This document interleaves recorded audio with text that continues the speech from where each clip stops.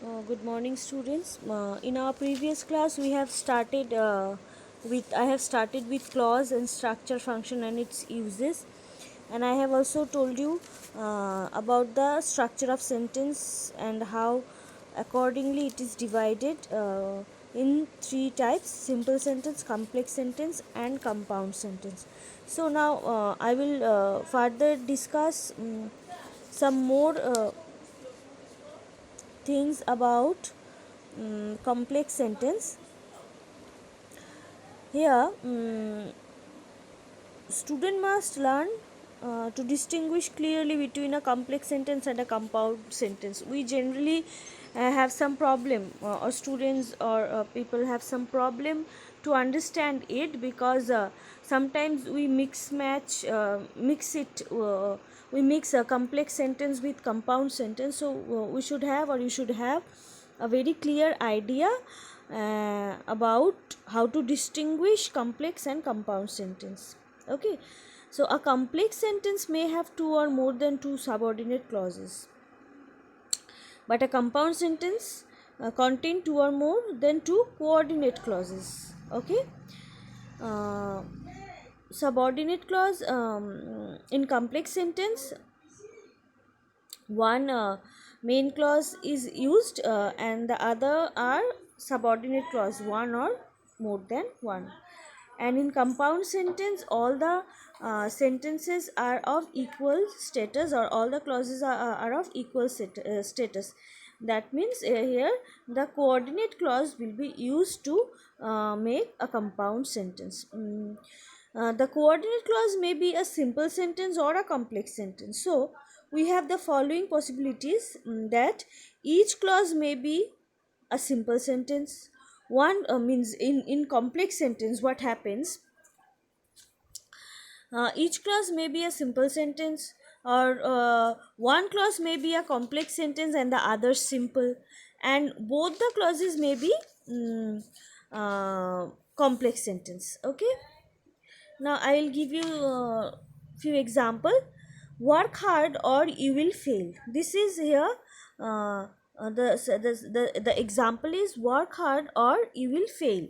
Here two coordinate clauses are used, each a simple sentence. Here you can see that work hard or you will fail. Here two coordinate clauses are used, and each a simple sentence. Okay, men may come and men may go, but I go on forever. This is a line taken from the poem Brook. Men may come and men may go, but I go on forever. Here three coordinate clauses are used, and each clause is a simple sentence. Okay, the third example I'll give, we asked her where she had lost her ring, comma, but she refused to answer. The example is, we asked her where she had lost her ring, comma, but she refused to answer. Here two coordinate clauses are used. One is a complex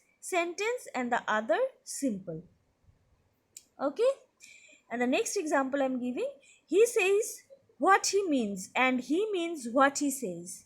Here two coordinate clauses are used, and both are complex sentence. Okay, now I'll discuss about compound sentence. Here number in compound sentence are having coordinate clause. Both are coordinate clause, both are more means two or more than two, and it may be both the clauses may be simple in sentence. Okay, like work hard you will fail. And the next thing is, in compound sentence, if three coordinate clauses are used, it can be all the three coordinate clauses can be simple sentence. uh, okay, as men may come, men may go, I go on forever, all these clauses are simple sentence. In compound sentence, one more structure is there. Two coordinate clauses are used here, and one is complex and the other clause is simple sentence. One is complex sentence and the other is simple sentence. And in complex sentence, as we know, one is main clause and the other is subordinate clause. It may be one or two or more. The example I'll give: we asked her where she had lost her ring. This part is as part of complex sentence and she refused to answer. This is simple sentence. And this complex sentence, we asked her where she had lost her ring, also divided into two. The principal clause is here, we asked her, and the subordinate clause is here, where she had lost her ring. Okay, so this coordinate clause, we know that it can be complex, it can be simple, and in complex sentence we have to know that there is one main clause is used and the other are is or are subordinate clause or clauses, and the next part of compound sentence is simple sentence, and that is she refused to answer. Okay, and the next is about compound sentence again. Suppose two coordinate clauses are used, and the coordinate clauses are of simple sentence, and we know that again simple sentence is made of one subordinate clause and one or more one principal clause and one or more subordinate clauses. Okay, so this is generally about the complex sentence and the compound sentence, how this is divided. And again I am telling you, a student must know how to distinguish clearly between complex sentence and compound sentence. There's a little bit difference in it, not little bit actually, to see it seems little, but it has a great meaning and dignity in it, that a complex sentence is having a main clause and one or more subordinate clauses, but a compound sentence is consists of more than uh, more than one main clause. Means all the clauses which are used in compound sentence are main clause. It does not have uh, mm, dependent clause. Okay, now we will go to kind of subordinate clauses. Okay, I'll just give you a little bit idea about it now. Just a brief note on kinds of subordinate clauses. Subordinate clauses are of three types. Okay, noun clause, adjective clause, and adverb clause.